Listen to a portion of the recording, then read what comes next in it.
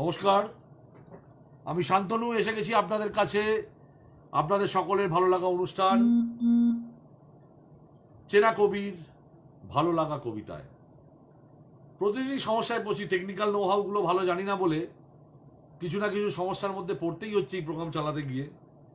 প্রতিদিন ঠক্কর খেতে খেতে আমার এই অনুষ্ঠান এগিয়ে চলেছে। আজকে আমাদের অতিথি কবি বাংলাদেশের অন্যতম প্রসিদ্ধ কবি গোলাম কিবরিয়া পিনু। এখন সমস্যা যেটা হচ্ছে আমার, সেটা হচ্ছে যে এপার বাংলা ওপার বাংলা সামগ্রিক বাংলা, এবং তার সাথে আমার নিজের মনের যেটা ইচ্ছে সেটা হচ্ছে যে প্রবাসী বাঙালি, এর বাইরেও দেশের মধ্যে প্রবাসী এবং দেশের বাইরে আরও যারা বাঙালি কবি আছেন, বাংলা ভাষায় কবিতা লেখেন, তাদের কবিতা সর্বসমক্ষে আনা, আলোচনা করা। এখন এটা করতে গিয়ে যেটা সমস্যা সেটা হচ্ছে যে আমার তো সার্কেলটা, কবিতার জগতে সার্কেলটা খুব বেশি বড় নয়। সবাই আমাকে চেনেনও না, সবার সাথে আমার আলাপও নেই, আমি সেই সঙ্গও করে উঠতে পারি না। ফলে আমার বিভিন্ন মানুষের হাত ধরে ধরেই এটা করতে হচ্ছে। অনেকেই সাহায্যের হাত বাড়িয়ে দিয়েছেন ইতিমধ্যে। এই গোলাম কেওয়ারিয়া পিনুর এনার সাথে আমার যোগাযোগ করে দিয়েছেন নৃপেন চক্রবর্তী, বাংলার কবি। নৃপেনদা আরো অনেকের খোঁজ দিয়েছেন। আমি আরো একটি দায়িত্ব চাপিয়েছি আমার অন্যতম মেন্টার, মানে আমি মনে করি যাদের কবিতা দেখে কিছু শেখা যায়, কবি শ্যামল জানা। শ্যামলদার সাথে আমার কথা হয়েছে যে তিনি বাংলাদেশের আরো অনেকের কবিতা আমার সন্ধান দেবেন, আমার সঙ্গে যোগাযোগ করিয়ে দেবেন। সেইভাবে চলছেন। তাই একটু আগে পরে হয়তো হয়ে যেতে পারে, আমি সকলের কাছে পৌঁছতে পারছি। অনেক সিনিয়র কবি, আমি সাহস করে তাদের বলতেও পারছি না। তো সেই সিনিয়র কবিরা যেন কিছু মনে না করেন, নিজ গুণে ক্ষমা করে দেন। কারো প্রোগ্রাম আগে পরে আমি পৌঁছতে পারছি না আপনাদের কাছে, ত্রুটিটা আমার, সেটা আপনারা ক্ষমা করে দেবেন এবং এই প্রোগ্রামকে আপনারা সর্বান্তকরণে আশীর্বাদ করবেন, যাতে এই প্রোগ্রাম সর্বাঙ্গীন সুন্দর এবং সাফল্যমণ্ডিত হয়ে পড়ে। এবং এটার মূল যে স্পিরিট, সেটা হচ্ছে যে কবিতার জয়গান। সেই কবিতার জয়গানটা যেন চলতে থাকে, বারে বারে দুর্বার গতিতে এগিয়ে যেতে থাকে। আজকের অতিথি কবি গোলাম কিবরিয়া পিনু, তার সঙ্গে আমার পরিচয় করিয়ে দিয়েছেন কবি নৃপেন চক্রবর্তী। গোলাম কিবরিয়া পিনু সম্পর্কে বলতে গেলে অনেক কিছু বলতে হয়। আমি খুব সংক্ষিপ্তভাবে একটা পরিচিতি আপনাদের কাছে রাখার চেষ্টা করছি। গোলাম কিবরিয়া পিনু মূলত কবি, কিন্তু প্রবন্ধ, ছড়া এবং অন্যান্য লেখাও লিখে থাকেন। গবেষণামূলক নানা কাজে তিনি যুক্ত আছেন। ওনার জন্ম 30শে মার্চ 1956 গাইবান্ধায়। গাইবান্ধা শহরে মূলত শৈশব এবং কৈশোরটা ওনার কেটেছে। পড়েছিল গাইবান্ধা শহরের মধ্যপাড়া সরকারি প্রাথমিক বিদ্যালয়ে, এরপর মাধ্যমিক গাইবান্ধা সরকারি উচ্চ বালক বিদ্যালয়, তারপর গাইবান্ধা সরকারি কলেজ হয়ে রাজশাহী বিশ্ববিদ্যালয়। প্রাতিষ্ঠানিক শিক্ষাগত যোগ্যতা স্নাতক সম্মান বাংলা ভাষা ও সাহিত্য, এবং স্নাতকোত্তর পিএইচডি করেছেন তিনি। 1983 সাল থেকে ধারাবাহিকভাবে ঢাকাতে তিনি বসবাস করছেন, লিখছেন 3 দশকেরও অধিক কাল ধরে। এবং তার এই কবিতা, প্রবন্ধ, গল্প যাই লেখেন না কেন, তা বিভিন্ন পত্রিকায়, এপার বাংলা ওপার বাংলা নানা জায়গায় তার এগুলো ছাপা হয়, প্রকাশিত হয়। এবং আরো আনন্দের কথা সেটা হচ্ছে যে তার কবিতা ইংরাজি, ফরাসি, ডাচ, হিন্দি এবং অন্যান্য ভাষায় অনুদিত হয়েছে, বিভিন্ন দেশে প্রকাশিত হয়ে চলেছে। এবং তিনিও আমন্ত্রিত হয়ে কবিতার বিভিন্ন সাহিত্য সম্মেলনের বিভিন্ন দেশের বাইরেও তিনি অংশগ্রহণ করেছেন। কবিতার বই ছাড়াও তার কয়েকটি উল্লেখযোগ্য ছড়ার বই আছে, নারী লেখকদের নিয়ে গবেষণা গ্রন্থ আছে তার। এছাড়াও আরো অনেক সম্পাদিত গ্রন্থের সঙ্গে বলতে বলতে মানে হয়ে যাবে, আমার প্রোগ্রাম আরো বেড়ে যাবে। কিন্তু আরেকটি কথা না বললেই নয়, সেটা হচ্ছে যে শিশু কিশোর সংগঠন, খেলাঘর সহ ছাত্র সংগঠনের সাথে তিনি যুক্ত ছিলেন। মুক্তিযুদ্ধেও তার ভূমিকা রয়েছে। 75-এ বঙ্গবন্ধু হত্যাকাণ্ডের পরবর্তী প্রতিবাদ কর্মকাণ্ডে তিনি যুক্ত ছিলেন। বঙ্গবন্ধু হত্যাকাণ্ডের প্রতিবাদে গাইবান্ধায় অনুষ্ঠিত প্রথম ছাত্র মিছিলে তিনি নেতৃত্ব দেন। 1975 থেকে 27 সাল পর্যন্ত তার বিরুদ্ধে গ্রেপ্তারি পরোয়ানা ছিল। সে সময় বঙ্গবন্ধুর হত্যাকাণ্ডের প্রতিবাদে কবিতা লেখা এবং তা সাপ্তাহিক মুক্তিবাণী সহ বিভিন্ন অন্যান্য সংকলনে ছাপাও হয়েছে। এবং 90-এর যে স্বৈরাচারী শাসক ও ধর্মান্ধ মৌলবাদী বিরোধী আন্দোলনের ধারাবাহিক তিনি ভূমিকা পালন করে চলেছেন। বর্তমানে বাংলা একাডেমির জীবন সদস্য ও এশিয়াটিক সোসাইটি অব বাংলাদেশের সদস্য। এখনো কটি সংগঠনের সাথে তিনি যুক্ত আছেন। জাতীয় কবিতা পরিষদের সাবেক তিনি সাধারণ সম্পাদক। বর্তমানে বাংলাদেশের প্রগতি লেখক সংঘের সভাপতি হিসেবে দায়িত্ব পালন করছেন। দেশ ও দেশের বাইরের বিভিন্ন সংগঠন থেকে পুরস্কার ও সম্মাননা পেয়েছেন। পেশাগত এবং তিনি এছাড়াও FPAB থেকে প্রকাশিত মাসিক সুখী পরিবারের সম্পাদক হিসেবে 1983 সাল থেকে 2014 পর্যন্ত তিনি দায়িত্ব পালন করেন। BCCP এবং অন্যান্য প্রতিষ্ঠানের সঙ্গেও তিনি যুক্ত। তার ইতিমধ্যে প্রকাশিত ছড়া, কবিতা সবকিছু নিয়ে গবেষণামূলক বইয়ের নিয়ে সংখ্যা হচ্ছে 27টি। তো আমি কতগুলো পড়ার চেষ্টা করছি। এখন সাইরেন বাজানোর সময় কবিতার বই, 84 সালে। খাজনা দিলাম রক্তপাতে, সোনামুখ স্বাধীনতা, পোর্ট্রেট কবিতা, সূর্য গেল পুড়ে, কে কাকে পৌঁছে দেবে দিনাজপুরে, আমার জংরাখোটা, সুধা সমুদ্র, আমি আমার পতাকাবাহী, মুক্তিযুদ্ধের ছড়া ও কবিতা, বৃষ্টিধারা ও বাড়িপাত কবিতা, ফসিল ফুয়েল হয়ে জ্বলি, মুক্তিযুদ্ধের কবিতা, ফুসলানো অন্ধকার, উদরপূর্তিতে নদীও, নিরঙ্কুশ ভালোবাসা বলে কিছু নেই, কবর পুতুল নাচে, ঝুলন পূর্ণিমা থেকে নেমে এলো কবিতা, নির্বাচিত কবিতা ইত্যাদি কবিতার বই আছে। এছাড়াও অনেকগুলি ছড়ার বই, অন্যান্য গবেষণামূলক বই, বন্ধের বই তার আছে। আমি গোলাম পিনুদার যে যতগুলো পড়তে পেরেছি তার মধ্যে থেকে আমার যেটা ধারণা হয়েছে ওনার সম্পর্কে, সেটা হচ্ছে যে কবিতার ক্ষেত্রে ওনার বলার ভঙ্গিটা খুব সোজা সাপটা, রহস্য কম, নেই বললেই চলে। সোজা সাপটা ভাবে একটা কথা তিনি বলছেন এবং তার বিষয়টাই হচ্ছে বড়। তিনি বিষয়টাকে সব থেকে বেশি প্রাধান্য দিয়েছেন। ছন্দ বা অন্যান্য নির্মাণ বা পোয়েট্রির দিকে যাওয়া, সেদিকে তার ঝোঁকটা কম। ফলে অনেক সময় একটা স্টেটমেন্টের মতো মনে হতে পারে তার কবিতাগুলো, কিন্তু অন্তর্নিহিত মানেগুলো সেগুলো খুব সহজেই পাঠকের কাছে যায়। পাঠক খুব সহজেই তার কবিতার অন্তর্নিহিত মানে সেগুলো বুঝতে পারেন। এবং আমার মনে হয় যে গোলাম কিবরিয়া পিনু তিনি হচ্ছেন সমাজের কবি। সমাজের নানা দিক তাকে ব্যথিত করে, সমাজের নানা অবক্ষয়, অনাচার তিনি কিছুতেই মেনে নিতে পারেন না, এবং মেনে নিতে যখনই পারেন না তখনই তার কলম ঝলসে ওঠে। আমরা যে কটি কবিতা এখানে পড়ব সেখানে দেখতে গেলে আপনারা দেখবেন যে সমস্ত কবিতার মধ্যে একটা মেসেজ একটা তিনি বলার চেষ্টা করেছেন, এবং সেটা খুব সোজা সাপটা ঢঙে তিনি বলছেন, যা অনেক সময় কবিতার ঢঙের সঙ্গে নাও মিলতে পারে, কিন্তু তার অন্তর্নিহিত মানে যা তিনি বলতে চাইছেন সেটা খুব পরিষ্কার এবং প্রাঞ্জল, এবং সেগুলো অত্যন্ত প্রয়োজনীয় বিষয়। আমি প্রথম ওনার যে কবিতাটি পড়ব সেটা হচ্ছে, এই ধরনের কবিতা খুব কম লেখা হয়, সেই জন্যই আমি এটি প্রথম পড়ছি।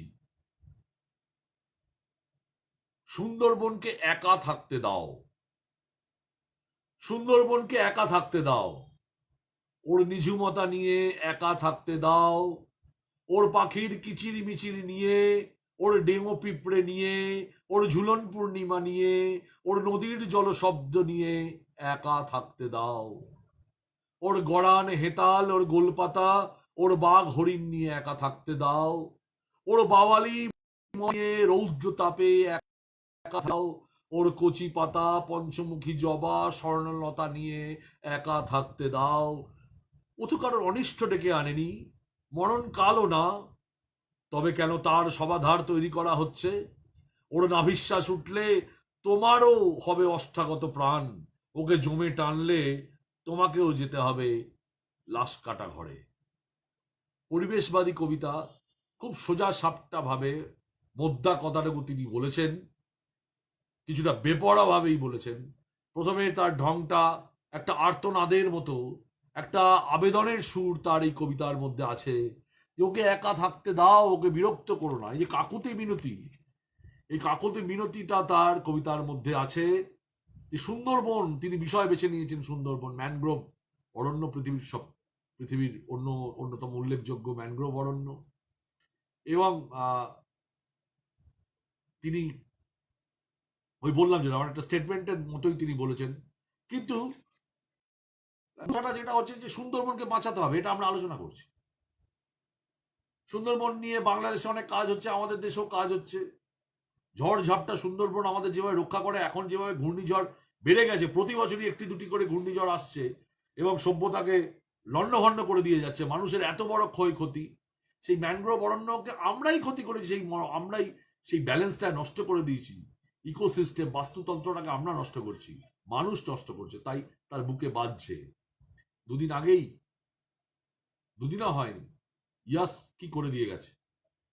তার থেকে যে শিক্ষা নেওয়া উচিত, ওই লাশ কাটা ঘরে পৌঁছে দিচ্ছে মানুষকে। মানুষ যদি তার বেপরোয়া লোভ তার থেকে বেরোতে না পারে। অনেক কাজ হচ্ছে। মহসিনুল হাকিম বাংলাদেশে কাজ করেন, ওনার উনি একজন ইউটিউবার এবং বাংলাদেশ সুন্দরবন নিয়ে কাজ করেন। আমি দেখি, মুগ্ধ হই। তো আমি জানি না তার কাছে এই সংবাদ পৌঁছচ্ছে কিনা, কিন্তু আমি বলছি যে কাজটা আরো অনেক বেশি দরকার। মানুষের জীবনযাত্রা, মানুষকে যেভাবে সুরক্ষিত করতে হবে, মানুষকে বাঁচাতে হবে, প্রকৃতিকেও বাঁচাতে হবে। প্রকৃতিকেও বাঁচানোর কাজ আমাদের করতে হবে, সুন্দরবনকে। কিন্তু এটাকে যদি আমি আবার রূপক অর্থে ট্রান্সফার করে দিই অন্য জায়গায়, তোর কবিতাটা খুব সোজা সাপটা ভাবে এবারে এল। এখন যদি এটাকে আমরা একটু অন্যভাবে ধরি, যে কবি সুন্দরবনকে রূপক অর্থে রাখলেন এবং বলতে চাইছেন যে প্রত্যেক মানুষেরই তো একটা নিজস্ব জগৎ আছে।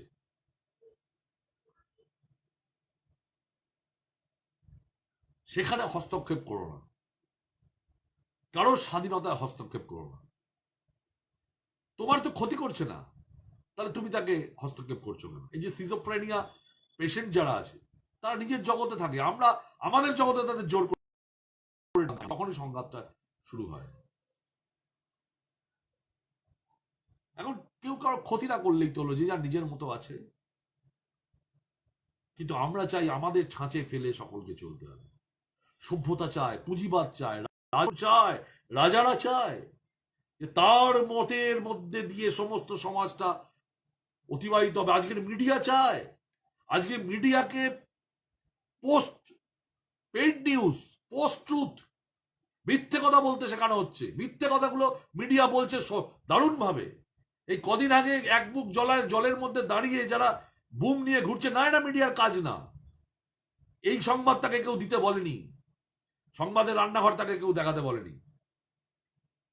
এটা দিয়ে কোনো বাহাদুরি কেনা যায়, টিআরপি বাড়ানোর জন্য এসব হচ্ছে। এইভাবেই চলে। আজকে সাংবাদিকতা মিথ্যে সাংবাদিকতা বলেন। আয়লা এত কথা, তারা অনেক কিছু নিয়ে ইয়াস নিয়ে বলছেন, আরো তো অনেক বিষয় আছে। দেশের মানুষ খেতে পাচ্ছে না, টিকাকরণ ঠিক মতো হচ্ছে না, সেগুলো নিয়ে তো কারোর কোনো কেউ ঘন্টাখানেকের প্রোগ্রাম করেন না, কারোর তো যুক্তিতর্কের প্রোগ্রাম হয় না। তখন মালিক যা বলে দেয় ঠিক সেইভাবেই খবরগুলোকে বেছে নিতে হয়। তো সেই জায়গায় দাঁড়িয়ে যা বলতে চাইছিলাম সেটা হচ্ছে যে সমাজের এই যে প্যাটার্নটা চলে আসছে দীর্ঘদিন ধরে, মানুষ আমরা বুঝতে পারি না, আমরা বোকার মতো এই প্যাটার্নে চলতে থাকি। মিডিয়া জনমত তৈরি করে, চতুর্থ গণতন্ত্রের চতুর্থ পিলার বলা হয়, সেই পিলার আজকে যা করছে তার আর কোনো মানে হয় না। সারা ভারতবর্ষ জুড়ে কৃষকদের যে আন্দোলন, ভারতবর্ষের মধ্যে পশ্চিমবঙ্গের মিডিয়া সেটা ভুলেই গেছে। যাকে আমি অন্য প্রসঙ্গে চলে এলাম, কিন্তু বিষয়টা হচ্ছে এইটাই যে অন্যের একটু যদি কবিতাটা, মেয়েদের ওপর এটাই অত্যাচারটা হয়, যে তাদের ওপর তাদের সুখ দুঃখ, তাদের চাওয়া না চাওয়া কিচ্ছু না মেনে আমরা চাপিয়ে দিই তাদের ঘাড়ে সমস্ত। বিশেষত বিয়ের পর শাশুড়ি তার ছাঁচে নিয়ে চলতে চান, সমস্ত ইউনিটগুলো আছে সব সমাজ থেকে, রাজন যেভাবে সমাজকে চালান বাড়িতেও সেইভাবে চলতে চান। আমার বাড়ির আব্রু, আমার বাড়ির সিস্টেম, তাতে সেই মেয়েটির ওপর দিয়ে বুলডোজার চলে তার মনের ওপর দিয়ে। আমি যদি এইভাবেও কবিতাটা দেখি, তাহলে কবিতাটার কিন্তু একটা ব্যাপক ব্যাপক একটা বিষয় মধ্যে ধরা যায়। তখন কিন্তু এটা শুধুমাত্র স্টেটমেন্টের মধ্যে থাকে না, তখন এই কবিতা আরো বাড়তে থাকে, আরো বাড়তে থাকে। আমরা দ্বিতীয় কবিতায় আসব।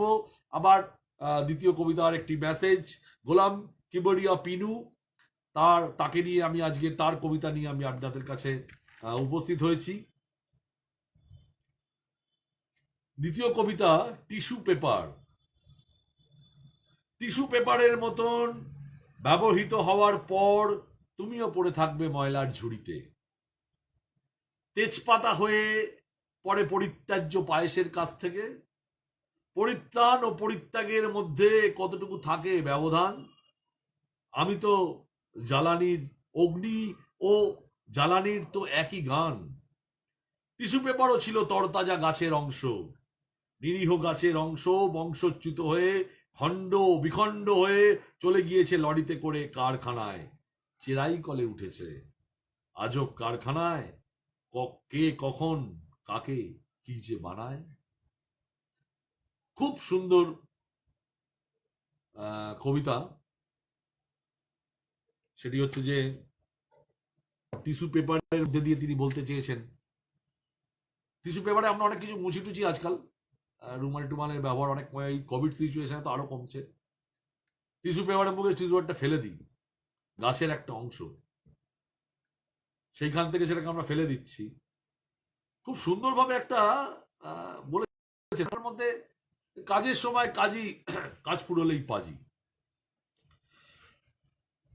আবহমান কাল ধরে এই সত্য চলে আসছে। সব থেকে ভালো লেগেছে যে লাইনটা এই কবিতায়, সেটা হচ্ছে যে তেজপাতাও হয়ে পড়ে পরিত্যাজ্য পায়েসের কাছ থেকে। পায়েস হচ্ছে পরমান্ন, যে পরমান্ন খেয়ে বুদ্ধদেবের বোধি লাভ হয়েছিল, সিদ্ধি লাভ হয়েছিল।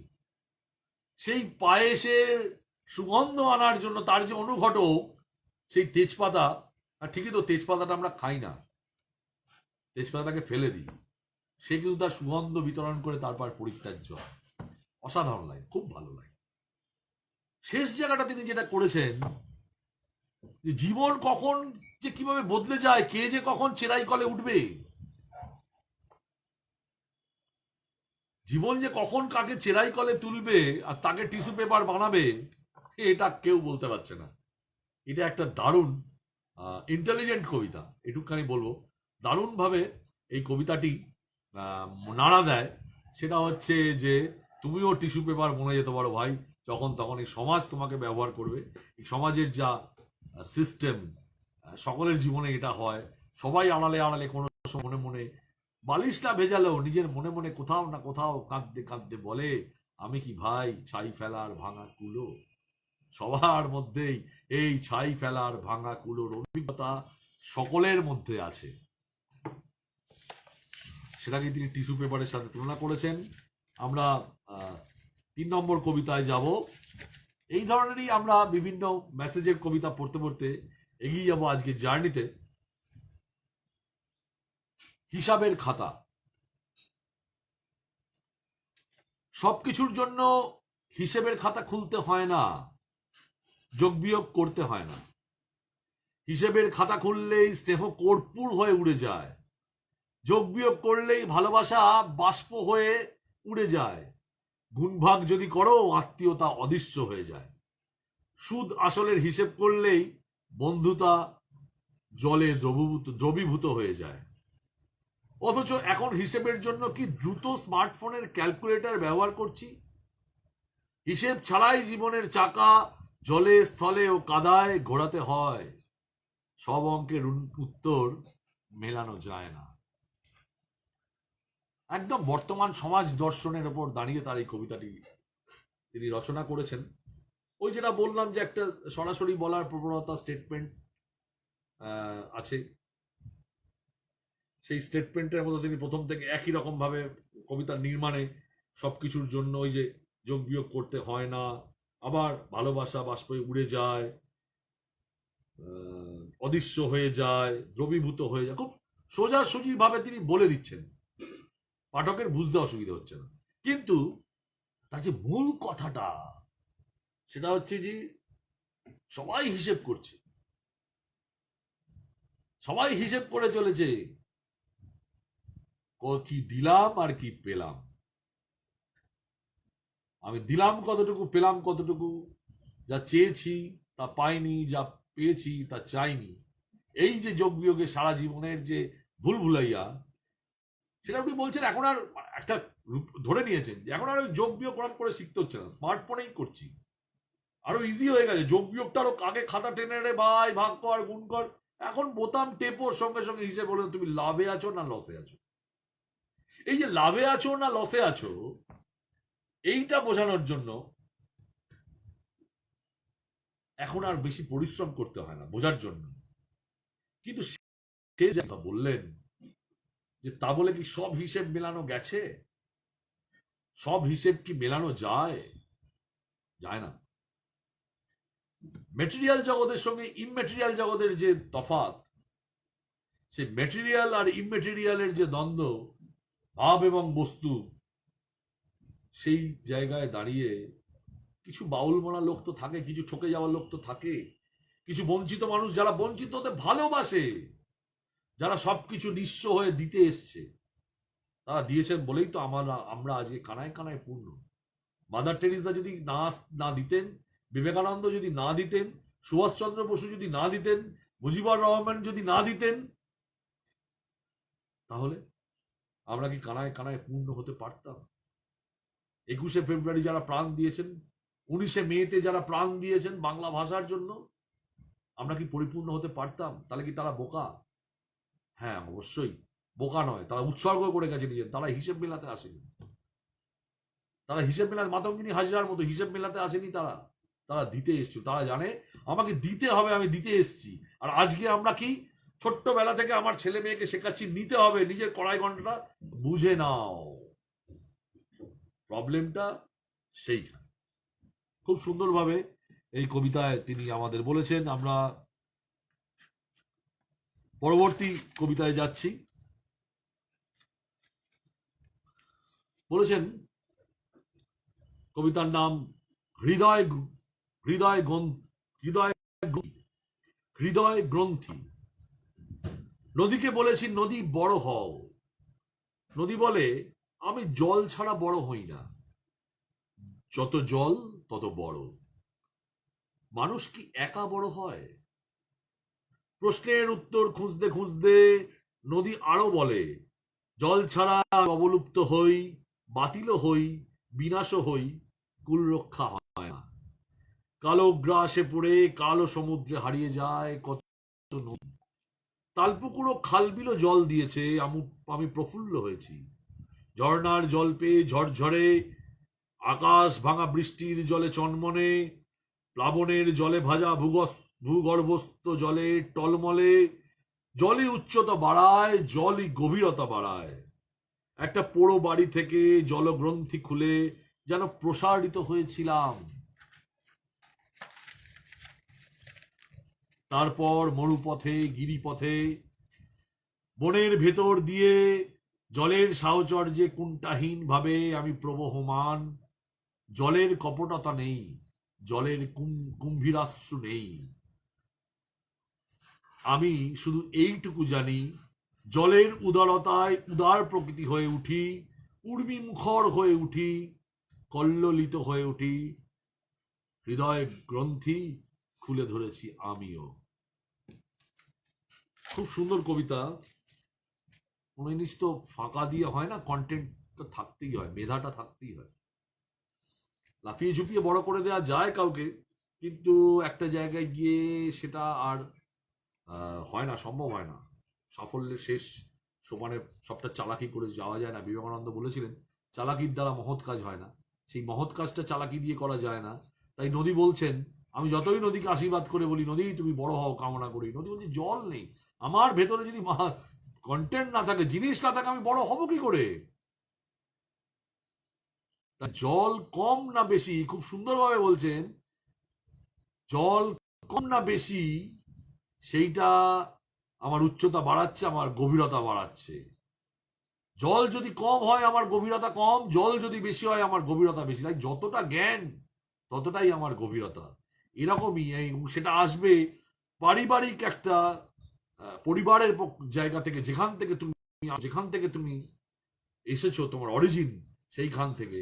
এই হৃদয় গ্রন্থি যদি বলছেন না, একটা গড়ের পোড়ো বাড়ির জলগ্রন্থি খুলে, যেটা নিয়ে পরিবারের কথা বলছেন, যেখান থেকে খুলে তিনি গিরিপথে মরুপথে যেখানে জল নেই সেখানে ভেসে গেছেন, এবং সেই ঐতিহ্য তিনি এই শিক্ষা কৃষ্টি যা কিছু আছে তা তিনি নিজেই তার হৃদয়ের গ্রন্থিটিও খুলে রাখছেন তার ভবিষ্যতে এগিয়ে যাওয়ার জন্য, ভবিষ্যতে যাতে আরো আরো এটা সম্ভব হয়, যাতে এই ধারা যাতে অব্যাহত থাকে, এর কথা তিনি বলেছেন। একটি আনন্দের খবর আপনাদের কাছে শেয়ার না করে পারছি না, সেটা হচ্ছে আমার বোন সুদূর ক্যালিফোর্নিয়া থাকে। তো সেটা থেকেও বড় কথা হচ্ছে যে আমার 4 বছরের ভাগ্নে, সে আমাকে মেসেজ করছে, মাম্মা আমিও দেখছি। এটা এটা খুব সুন্দর সুন্দর খবর। এই যে হৃদয় গ্রন্থির কথা, এই হৃদয় গ্রন্থি প্রসারিত হচ্ছে, ওর মধ্যেও কবিতা যাচ্ছে। এই কাজটাই আমাদের করতে হবে। ইংলিশ মিডিয়ামে পড়াতে হচ্ছে, বাধ্য হয়ে ভাষা শেখাতে হচ্ছে, কিন্তু বাংলা এবং তার কবিতা, তার সাহিত্য, তার লিটারেচার, এটাকে ভুলিয়ে দিলে হবে। এই আমার এটাও আমার পরিবার থেকে দেখুন, আমার ও একদিন নিশ্চয়ই এটা ক্যারি করবে। এটা আমি আশা করবো যে ও এটা বহন করবে, আমাদের যে ঐতিহ্য, সেই ঐতিহ্যকে ক্যারি করে। খুব ভালো থাকো শোনা। আমি পরের কবিতায় যাই।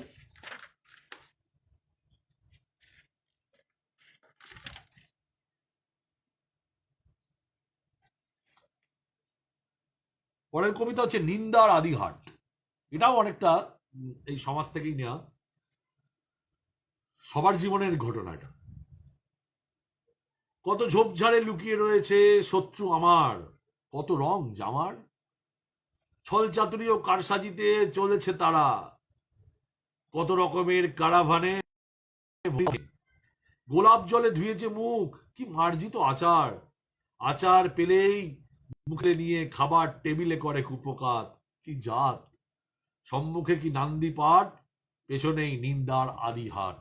ছড়ার মতো অনেকটা কবিতাটা, ছন্দের মধ্যে যাওয়ার চেষ্টা করে, কিন্তু মূল কথা হচ্ছে যে এটা সার্বজনীন তত্ত্ব, সামাজিক ছবি, সবাই আপনার পিছনে নিন্দাই করে। আপনি ভাবছেন আহা আহা তোর আমাদের দল, কত নান্দি পাট আমার সামনে সামনে হচ্ছে, একটু পেছন ফিরলেই বুঝবেন পিছনটা আমরা কেউ দেখি না। আমাদের ঈশ্বরও দেখেন না, কাঠামোর সামনেই জামা কাপড় পরানো থাকে, রং সব করা থাকে, পিছনটা নিয়ে কুমোর শিল্পীও মাথা ঘামান না। পিছনটা নিয়ে যেমন তেমন একটা কিছু করে দিলেই হলো, এই কনসেপ্ট থেকেই মানুষও পিছন ফিরে তাকান না, দেখেন না পেছনে কি ফেলে না, সেই জায়গায় তাই উনি মনে করিয়ে দিয়েছেন। আর তো ঠিকই নিন্দার আছেই। আমরা পরের কবিতায় যাই। পরের কবিতা হচ্ছে অন্তর্বাস। জীবন অনেক সময় রূঢ় হয়ে ওঠে, আশীর্বাদ কোনো কাজে লাগে না, প্রতিশ্রুতিতেও বিশ্বাস থাকে না, বিজ্ঞাপনগুলো অক্ষরহীন হয়ে পড়ে, লাগে টাকা ও পয়সা, এমন রিয়েলিটি অর্থবহ হয়ে ওঠে, মূল্যবান হয়ে ওঠে, শেষতক জীবনের অর্থ পাল্টে যায় গিরগিটির রং পাল্টানোর মতো, মাথার উপরে থাকা মাতব্বরও কোনো কাজে লাগে না, তখন জীবনও বলে জামাটা পাল্টাও অন্তর্বাসু। জামাটা পাল্টাও অব্দি ঠিক ছিল, এটা গভীরতায় চলে গেল যখন বলা হলো অন্তর্বাসটাও পাল্টাও। একদম খোল নুলছে পাল্টে দেওয়ার কথা তিনি বলছেন। এখানে কবি একটা উপদেশ দেওয়ার ভঙ্গিতে এই কবিতাটা লিখেছেন, কিন্তু তার বিপরীত দিকে দেখলে দেখবেন যে এটা তার, তিনি উপদেশটা দিচ্ছেন, কিন্তু তার আত্মা, তার মন কিন্তু বিপরীত কথা ব্যঙ্গাত্মক ভাবে বলেছেন। ব্যঙ্গের একটা ভঙ্গিমা কবিতার মধ্যে আছে। সবটাই তুমি বদলে ফেলো ভাই, বদলালেই তবে এই সমাজে বিবর্তনবাদেরই কথা, কিন্তু তিনি যেটা বলতে চেয়েছেন সেটা হচ্ছে যে অ্যাডজাস্ট করো, আপোষ। আপোষ করার আর এক নাম এখন জীবন, সেই আপোষ করার কথা তিনি কবিতায় বলছেন, এবং সম্পূর্ণ নিজের বিবেক, বোধ, অনুভূতি সমস্ত করে, শুধু জামা নয়, অর্থাৎ জামাটাকে বলতে চেয়েছেন, বলতে চাই যে মুখোশ, তিনি বলছেন মুখোশ না, নিজের খোলদলছে বলতে দাও। একদম জলের মতো হয়ে যাও, যে পাত্রে থাকবে সেই পাত্রের আকার নাও, যে রং থাকবে সেই রঙে মিশে যাও। এইভাবেই তার কবিতা গোলাম কিবরিয়া পিনু তিনি এইভাবেই কবিতাকে আমাদের সামনে উপস্থিত করছেন, চিরে চিরে সমাজটাকে দেখাচ্ছেন, আমরাও দেখছি। পরের কবিতা নির্যাস। সব ধরনের সুগন্ধির চেয়ে এখন টাকার গন্ধ মানুষের প্রিয়। টাকাতে যে সুগন্ধ আছে তার কোথাও নেই। সুগন্ধ যা দিয়ে তৈরি হয়, ধরো গোলাপের নির্যাস, সেই নির্যাসের চেয়েও অতিমাত্রায় পাগল করা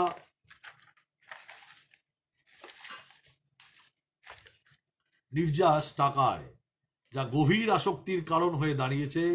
তাতে হৃদবিকল হওয়ার কথা জানার পরেও ভয়াবহ রকম আসক্তিতে আমরা অনেকেই পাগল, প্রায় পাগল হলেও পাগলা গারদে থাকতে হচ্ছে না, সে কারণে তা আরো বড় ভয়াবহ।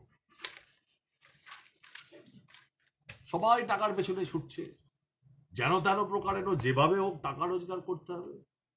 টাকাটাই আজকে সমাজে আপনার মান সম্মানের স্কেল। ভগবান কি, পয়সা কি? ভগবান 20, পয়সা 19। পয়সা 20 নয়, কিন্তু 19-এর কাছে চলে গেছে।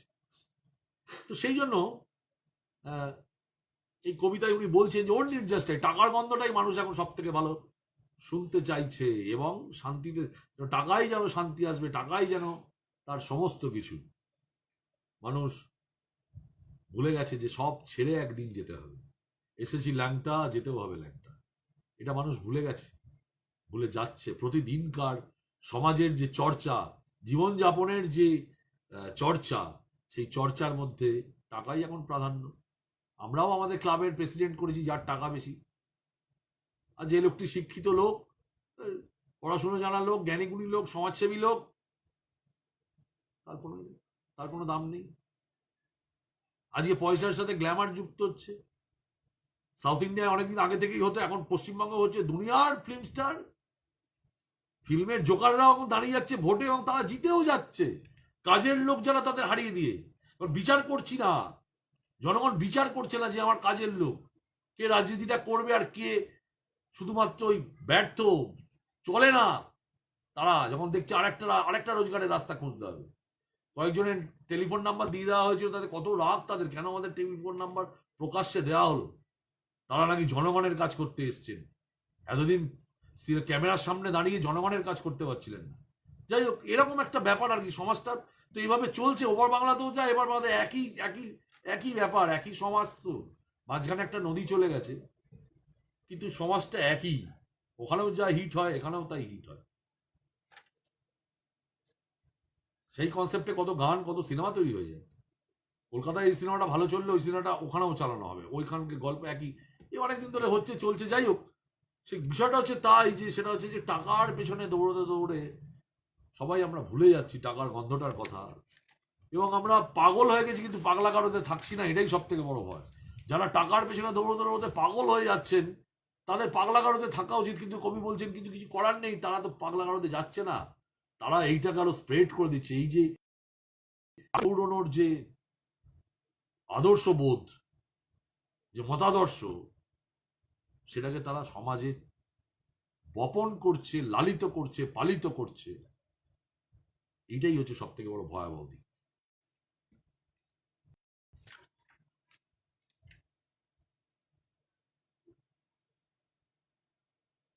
আমরা পরের কবিতায় আসি, কাল ঘুম। কিভাবে টিস্যুর পচন থামানো যায় সেই দিকে কারো নজর নেই। গ্যাংগ্রিনের ভয়ে হাত ও পা কেটে ফেলতে হচ্ছে। চেতনানাশক, ক্লোরোফর্ম ও মরফিন দিয়ে শুধুই অচেতন করে রেখে এই পচন থামানো যাবে না। 5 জন মিলে ধর্ষণ, তারপর আঘাতের ক্ষত, মুখে টেপ দিয়ে নির্যাতন, অবুঝ শিশুও রেহাই পাচ্ছে না। মসজিদে, স্কুলে, বাসে ও বাসায় রক্তাক্ত শরীর, এত সংক্রমণ, এত গ্যাংগ্রিন। অ্যান্টিবায়োটিক যাদের হাতে থাকার কথা, তারাও কি কাল ঘুমে? কবি প্রশ্ন ছুঁড়লেন। এই কবিতা ব্যাখ্যা করার নয়, এই কবিতা অনুভবের কবিতা। নিশ্চয়ই বুঝতে পারছেন উনি কি বলতে যাচ্ছেন। যে রাজারা সবাই ঘুমিয়ে আছে, যে কথা আমি বারবার বলছি আমার কবিতার সূত্র ধরে।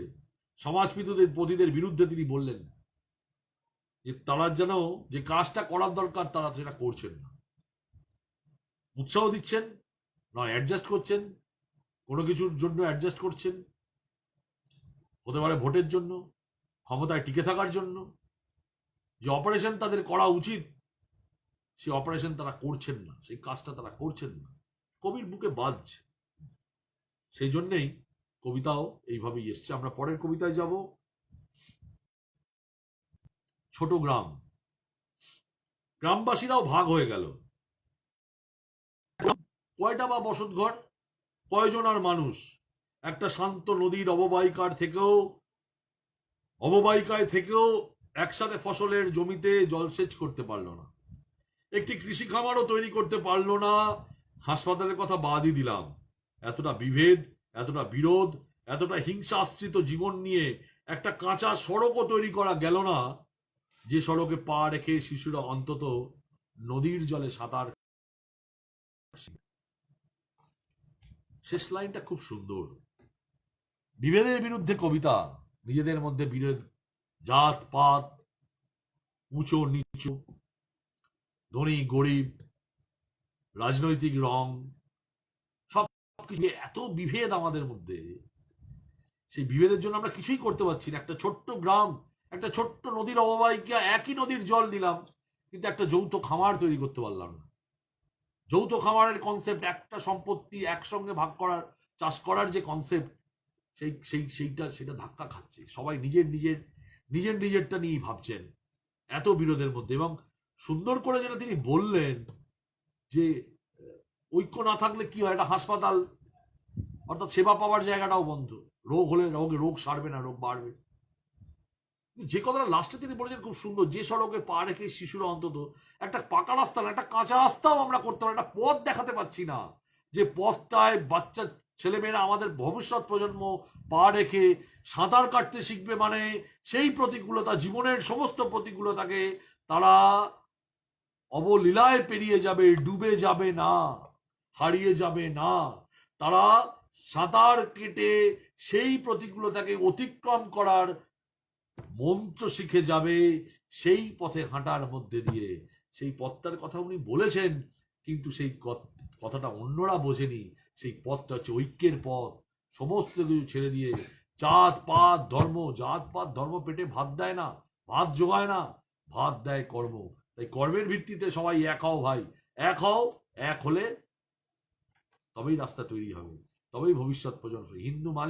হিন্দু শ্রমিককে তার কারখানায় বেশি পয়সা দেয় না, মুসলমান মালিক তার কারখানায় মুসলমান শ্রমিককে মুসলমান হওয়ার জন্য বেশি পয়সা দেয় না। এগুলো আমরা আজও কবে বুঝবো জানি না, কেন যে বুঝি না তাও বুঝি না। পিনুদাও এটা বুঝতে পারেন না, তাই তার এই কলম থেকে এই কথা বেরিয়ে আসে। একটু অন্যরকম কবিতায় যাই, থেকে একটু ব্যক্তি জীবনের একটি কবিতা, অ্যালার্ম শাসন। এটাও সময়কে ধরা। এখন আমরা কাঁচামালে পরিণত হচ্ছি, কলে কারখানায় শুধু নয়, কর্পোরেট অফিসেও। ঘড়ির অ্যালার্মে ঘুম থেকে উঠি, ঘড়ির অ্যালার্ম শুনে কাজের স্থল থেকে বের হই, এর মধ্যে কোনো ফাঁক ফোকর নেই। দাঁত মাজি সময় ধরে, বাস ও ট্রেন ধরি ঘড়ির কাঁটায়, হাঁটিও সময় ধরে। আমরাও পণ্য কাঁচা মাল পুঁজির মেশিনে। আমাদের প্রত্যেকের পিঠে পিঠে সংযুক্ত হয়েছে ঘড়ি। আমরা এখন ঘড়ি শাসিত, যাকে বলে অ্যালার্ম শাসন। ঠিক তো, একদম ঠিক কথা। সময় আমাদের কাছে বগলেস হয়ে গেছে, টানছে। মানুষে মেশিন তৈরি করেছে, দেখুন মানুষকে মেশিনে পরিণত করছে। সবকিছুই আমাদের মেশিন, আমরা মেশিন আবিষ্কার করেছি সবটাই শর্টকাট করব বলে। আর শর্টকাট করতে গিয়ে আজকে মেশিন আমাদের ছুটিয়ে বেড়াচ্ছে এমন ভাবে। বিজ্ঞান, সেই বিজ্ঞানের সুফলটাকে পুঁজিবাদ কিভাবে ব্যবহার করছে। মানুষ ইনভেনশনে গেছিল, আবিষ্কারে গেছিল স্বাধীন হবে বলে। স্বাধীন মানে যে প্রতিকূলতা আছে তার থেকে স্বাধীনতা। কিন্তু ইনভেনশন করতে করতে করতে করতে দেখুন মানুষ আজকে কৃতদাস হয়ে যাচ্ছে সময়ের কাছে। গুরগাঁওতে মারুতি সুজুকির কারখানায় এইচআররা তারা হিসেব করে দেখলেন যে আরো কিছু সময় শ্রমিকরা নষ্ট করে ফেলছে। দেখা গেল ভেতরটা অনেকটা গরম কারসেটটা, তো তাদের বারবার ঘাম মুছতে হচ্ছে। তাই তাদের এইচআররা ঠিক করলো যে সেটাকে যেমন ঠান্ডা করার একটা জায়গা থাকবে, তার সঙ্গে মাথায় ব্যান্ড পরিয়ে দেওয়া হবে। মাথায় ব্যান্ড পরিয়ে দিলে সেই ব্যান্ড ঘামটাকে শোষণ করে নেবে, তাহলে হাতটাকে বারবার দিয়ে ঘাম মুছতে হবে না, এইটুকু সময়কেও বাঁচাতে হবে। ছোট্ট উদাহরণ দিলাম। বিজ্ঞান, পুঁজিবাদ কিভাবে বিজ্ঞানকে মানুষের পায়ে শেকল পরিয়ে দিচ্ছে, সেই তারই কবিতা। আমি শেষ কবিতায় চলে এসেছি। পড়তে পড়তে পড়তে পড়তে কখন যে অনুষ্ঠানটা শেষ গোড়ায় চলে এসেছি বুঝতেই পারিনি। এই সমস্ত কিছু দেখার পর কবির অনুভূতিটাকে আমি 10 নম্বর লাস্ট কবিতায় রেখেছি এই জন্য যে সবকিছু দেখার পর, এই ধরনের কবিতা লেখার পর কবির নিজস্ব অনুভূতি বলছেন অবাক হই না। আমি এখন অবাক হই না কোন লোকের বাতি নেভানোর কৌশল দেখে। আমি এখন অবাক হই না ড্রেসিং রুমে না গিয়েই রূপ পাল্টানোর দৃশ্য দেখে। কারো হাতে উঠতে পারে ছুরি, তাতেও আমি অবাক হই না, অবাক হই না। কচ্ছপের লড়াইয়ের ভেতর পড়ে গিয়ে নাভিশ্বাস স্বপ্নচ্যুত হই। গহীন নদী জলহারা হয়, তাতেও আমি অবাক হই না। ছদ্মনামে স্বরের প্রকাশ, খুশবু ছড়িয়ে রাতের শিউলি হত্যা করা, অবাক হই না। চূর্ণ হওয়ার ভয় থেকে যায়, একটা প্রান্ত খসার পরেও অন্য প্রান্ত খসে যায়, তাতেও আমি অবাক হই না। ভোজন বিলাসী, পোশাক বিলাসী, পুষ্প রেণু গুঁড়ো হওয়ার পরেও অবাক হই না, অবাক হই না। বিরক্তিকর ধ্বনি শোনার পরেও অবাক হই না। নাভি দেশ থেকে ঊর্ধ্বমুখী শ্বাসের টান। এই জগতে সবকিছুই সম্ভব। একটা অভিমানের কবিতা তিনি লিখেছেন যে একটা অনুভূতি প্রবণ মানুষ, কবিরা তো অনুভূতি প্রবণ হয়, সেই অনুভূতি প্রবণতা থেকে মানুষের যে গিরগিটির চরিত্র যেটাকে তিনি রেখেছেন, যে এখন আর রং বদলানোর জন্য, পোশাক বদলানোর জন্য পাশের ঘরে যেতে হয় না, চোখের সামনেই বদলে যাচ্ছে মানুষ। এই সত্য কথা সারতে ঘা লাগলেই মিথ্যে কথা, সঙ্গে সঙ্গে চোখের সামনে। রং পাল্টাতে 2 মিনিটও সময় লাগছে না। মানুষ খুনি হয়ে যাচ্ছে নিজের সুখের জন্য, রং পাল্টাচ্ছে শুধু নয়, খুনি হয়ে যাচ্ছে। তাই মানুষের স্বপ্নগুলো স্বপ্নচ্যুত হচ্ছে, মানুষ স্বপ্নচ্যুত হয়ে যাচ্ছে, তার স্বপ্নগুলো ভেঙে যাচ্ছে। মানুষ মান আর হুঁশ নিয়ে মানুষ শিখছে না, সেটা ভেঙে যাচ্ছে, নষ্ট হয়ে যাচ্ছে। এখন এইভাবেই তিনি কবিতাকে এগিয়ে নিয়ে গেছেন, এই কবিতার নির্মাণে এইভাবে তিনি কবিতাকে আমাদের সামনে উপস্থাপনা করেছেন। সমস্ত কবিতাগুলোই যতদূর আমরা পড়তে পেরেছি, তার কবিতার সৃষ্টির কাছাকাছি যেতে পেরেছি। সেই কবিতায় হয়তো কিয়দংশ হিমশৈলের চূড়াটাও হয়তো আমরা যেতে পারলাম না। 27টি তার বই আছে, সেখান থেকে কত কবিতাই বা পড়তে পারলাম। 10টি কবিতা, 11টি কবিতা পড়েছি। তার মধ্যে থেকে মূল যে এসেন্স, সেটা হচ্ছে মানবতাবাদ। তিনি মানবতাবাদী কবি। সমাজের যে বিষয়গুলো তাকে পীড়া দেয়, সমাজ সভ্যতার এগিয়ে চলার বিষয়গুলো যেটা তাকে পীড়া দেয়, সেইটা তিনি তুলে আনছেন মেসেজ করে। কবিতার ফর্ম, কবিতার ঢং, সেটা নিয়ে তিনি মাথা ঘামাচ্ছেন না। তিনি বলতে চাইছেন তার মূল কন্টেন্টটাই হচ্ছে বক্তব্য। তাই কখনো কখনো হয়তো কবিতাকে মনে হবে যে একটা সিরিজের মতো চলছে, কখনো মনে হবে যে হয়তো একটু স্লোগান ভিত্তিক কবিতা, সোজা সাপটা কবিতা। কিন্তু আপনি যদি কন্টেন্টের দিকে তাকান, এই ধরনের কবিতা লেখার প্রয়োজন আছে, এইটা অস্বীকার করা যায় না। শুধু কিছু নিজেদের অনুভূতি, শুধু কিছু প্রেম, দুঃখ, বেদনা, বিরহ, এগুলো যেমন কবিতার একটা অংশ, তেমনি এই স্টাইলটাও, এটাও একটা কবিতার অংশ। যুগের কবি নজরুল বলেছিলেন একটা সময় নিজের সম্পর্কে, আমি তো যুগের কবি। তো সেই যুগের বহমানতা অনেকটা আমি এই গোলাম কিবরিয়া পিনুর কবিতায় পেলাম, এবং সেটা আপনাদের কাছে উপস্থাপনা করলাম। আশা করি আপনাদের কবিতা ভালো লেগেছে। আমি যেটুকখানি বলতে চাই আমার এই অনুষ্ঠানের পক্ষ থেকে, যে পিনুদা, আপনার কবিতা এগিয়ে চলুক আরো দুর্বার গতিতে, কলম যেন কোনো সময় থেমে না যায়। আমরা সবাই আছি উন্মুখ হয়ে আপনার মনের ভেতরের যে নির্যাস, সেই নির্যাসকে যা কবিতার মাধ্যমে আমাদের কাছে আসবে, আমাদের মুখে বাজবে, সেটা আমরা পড়বো, আমরা জানবো, আমরা সমৃদ্ধ হব। ভালো থাকবেন, সুস্থ থাকবেন, আনন্দে থাকবেন, সকলকে নিয়ে কবিতা যাপনে থাকবেন। এই কথা বলে যারা আজকে আমার এই অনুষ্ঠান দেখলেন, তাদের সকলকে আমি আমার হৃদয়ের অন্তরের অন্তরতম স্থান থেকে সালাম জানাচ্ছি, কৃতজ্ঞতা জানাচ্ছি। আবার এই একটা কথা বলছি, কারোর কবিতা আগে পড়ছি, কারোর কবিতা পরে পড়ছি, সেটা দোষ হচ্ছে আমার, আমি পৌঁছতে পারছি না। আমি তো সকলকে বলছি যে আপনারা আমাকে কবিতা দিন, নিজেরা বলুন যে আমার কবিতা পড়ো তুমি। বাংলাদেশের কবিদের সকলের প্রতি আমি আমার ব্যাপক শ্রদ্ধা, আমার অনুষ্ঠানের পক্ষ থেকে, আমার ব্যক্তিগত তরফের পক্ষ থেকে শ্রদ্ধা জানাচ্ছি। একটাই অনুরোধ করব, যারা দেখছেন তারা এই অনুষ্ঠানটিকে শেয়ার করুন, যাতে এই কবিতার জয়যাত্রা চলতে থাকে। আমাদের নিজস্ব যে অন্তর্জাল, সেই অন্তর্জাল ছাড়িয়ে এটা আরো মানুষের কাছে যাক। 2-4 দিন এটা সকলে দেখার পর আমি এটাকে, এই অনুষ্ঠানটিকেই আবার ইউটিউবে আমার যে চ্যানেল শান্তনুর সঙ্গে কবিতায়, সেখানে আমি পোস্ট করব, যাতে এটা অক্ষয় অমর হয়ে থাকে, ওয়েবে থাকে। সারা পৃথিবীর মানুষ যার যখন ইচ্ছা হবে তিনি এটা দেখতে পারবেন, আমাদের গণ্ডির বাইরে বেরিয়ে দেখতে পারবেন। এইভাবেই কবিতার জয়গান চলুক, কবিতা এগিয়ে চলুক সকলের জন্য।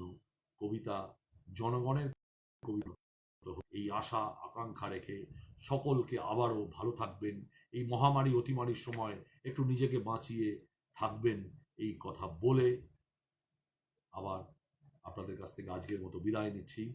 শুভরাত্রি।